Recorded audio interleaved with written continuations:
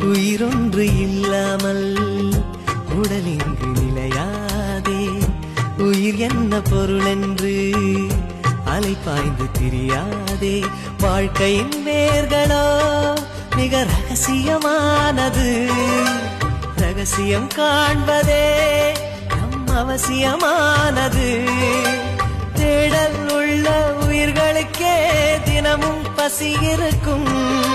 தேடல் என்பது உள்ளவரை வாழ்வில் ருசி இருக்கும்.